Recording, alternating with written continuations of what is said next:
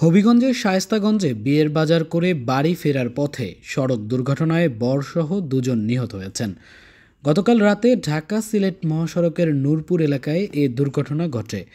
নিহতরা হলেন উপজেলার ব্রাহ্মণডোরা ইউনিয়নের পুরাইকলা গ্রামের মোহাম্মদ সাবেদ আলীর ছেলে শাহ আলম ও মোহাম্মদ বেনু মিয়ার ছেলে মোহাম্মদ তানভীর সোহেব। শায়েস্তাগঞ্জ হাইওয়ে থানার ভারপ্রাপ্ত কর্মকর্তা এটিএম মাহমুদুল হক জানান, সন্ধ্যায় শায়েস্তাগঞ্জ শহরে বিয়ের বাজার করে চাচাতো ভাই মোহাম্মদ তানভীর সোহেবকে নিয়ে মোটরসাইকেল যোগে বাড়ি ফিরছিলেন বর শাহ আলম। পথিমধ্যে তারা নূরপুর এলাকায় পৌঁছালে অজ্ঞাত গাড়ি মোটরসাইকেল চাপা দেয়। এতে ঘটনাস্থলেই মোহাম্মদ তানভীর সোহেব মারা যান। আশঙ্কাজনক অবস্থায় বর শাহ আলমকে উদ্ধার করে হবিগঞ্জ জেলা সদর হাসপাতালে ভর্তি করা হলে কর্তব্যরত চিকিৎসক সিলেট ওসমানী মেডিকেল কলেজ হাসপাতালে প্রেরণ করেন।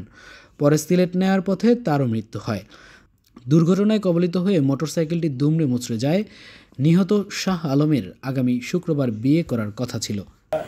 ওই প্রবাসী হইল ওই ব্রাহ্মণডোরা, সে আমাদের বাড়ির কাছে, ওই আমাদের মামতুল ভাই।